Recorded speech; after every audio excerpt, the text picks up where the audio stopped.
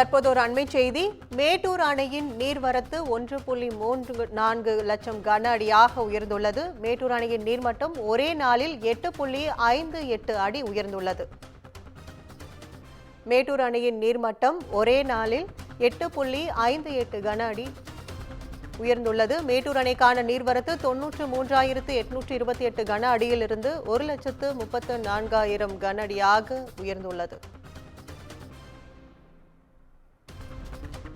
கூடுதல் விவரங்களை செய்தியாளர் மார்ட்டின் ராஜா வழங்க கேட்கலாம். வணக்கம் மார்ட்டின் ராஜா, கூடுதல் விவரங்கள்.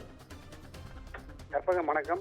மேட்டூர் அணையின் நீர்மட்டம் வரலாறு காணாத வகையிலேயே மிக அதிகமாக ஒரே நாளில் 8.5 அடி உயர்ந்துள்ளது.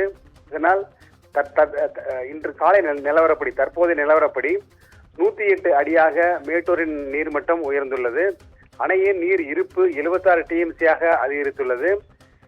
கர்நாடகா மாநிலத்தில் பெய்யக்கூடிய தென்மேற்கு பருவமழையால் KRS மற்றும் கபினி அணைகள் அதன் முழு கொள்ளளவை எட்டியுள்ளதால் தண்ணீரை தரமாட்டேன் என்று கூறிய கர்நாடகத்திற்கு இயற்கை மிகப்பெரிய இழப்பை கொடுத்துள்ளது. அதாவது அந்த இரண்டு அணைகளுமே முழுவதும் அது கொள்ளளவை நிரம்பியதால் தண்ணீரை திறந்துவிட வேண்டிய நிர்பந்தத்திற்கு கர்நாடகா ஆளாகியுள்ளது. இதனால் காவிரி ஆற்றில் 1,60,000 கன அடி தண்ணீர் திறந்துவிடப்பட்டுள்ளது.